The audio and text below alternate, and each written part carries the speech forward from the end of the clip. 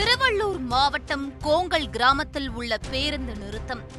வர்ணம் மங்கி போயிருந்த சுவரெங்கும் ரத்தம் தெரித்து கிடக்க முகம் சிதைத்துக் கொள்ளப்பட்டிருக்கிறார் ஒரு இளைஞர்.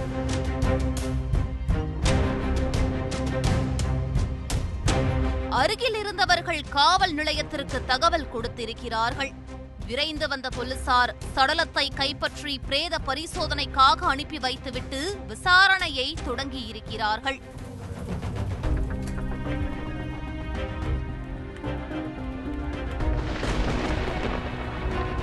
கொல்லப்பட்டவர் அருண்குமார் என்கிற திலீப் குமார். 26 வயதான இவர் பக்கத்து ஏரியாவான காயலார்மேடு கிராமத்தை சேர்ந்தவர். சம்பவம் நடந்த அன்று தனது நண்பர் தாமஸ் என்பவரோடு சேர்ந்து மது அருந்தி இருக்கிறார். அப்போது திடீரென அவர்களை சுட்டு போட்ட ஒரு மர்ம கும்பல் அருண்குமாரை கண்டம் துண்டமாக வெட்டி சிதைத்து போட்டுவிட்டு தப்பி ஓடியிருக்கிறது.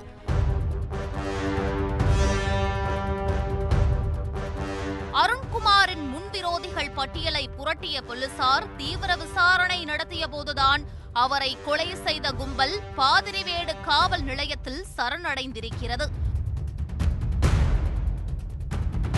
அவர்களிடம் நடத்திய விசாரணையில்தான் உயிர் பயத்தில் அருண்குமாரை தீர்த்து கட்டி இருப்பது தெரிய வந்துள்ளது. காயலார்மேடு பகுதியை சேர்ந்த அஜய்க்கும் மற்றொரு கும்பலுக்கும் நீண்ட நாட்களாக முன்பகை இருந்து வந்திருக்கிறது. இந்நிலையில்தான் கடந்த மாதம் அஜய்க்கு ரூட்டு எடுத்த கும்பல் அவருக்கு பதிலாக சக்திவேல் என்பவரை சரமாரியாக வெட்டி இருக்கிறது. இந்த சம்பவத்தை செய்த அஜயின் எதிரி கும்பலில் முக்கிய கையாக இருந்தவர்தான் தற்போது கொல்லப்பட்டிருக்கும் அருண்குமார். அந்த கொலை முயற்சி வழக்கில் கைது செய்யப்பட்ட அருண்குமார் இந்த மாதம் ஜாமீனில் வெளியே வந்திருக்கிறார். இதனால் மீண்டும் தன்னை போடுவதற்கு அருண்குமார் கும்பல் ஸ்கெட்ச் போடுவார்கள் என நினைத்திருக்கிறார் அஜய்.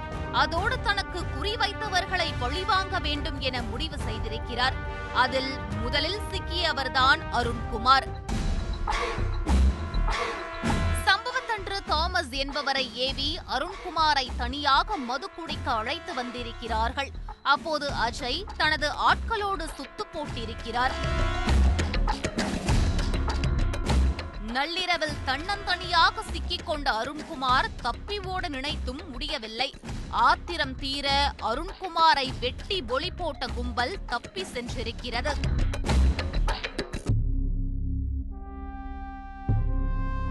இந்த கொலை தொடர்பாக அஜய் உட்பட 6 பேரையும் கைது செய்த காவல்துறையினர் சம்பவத்தின் போது அருண்குமாரோடு சேர்ந்து மது அருந்திய தாமஸ் என்பவருக்கும் இந்த கொலையில் தொடர்பு இருப்பது விசாரணையில் தெரிய வந்திருக்கிறது.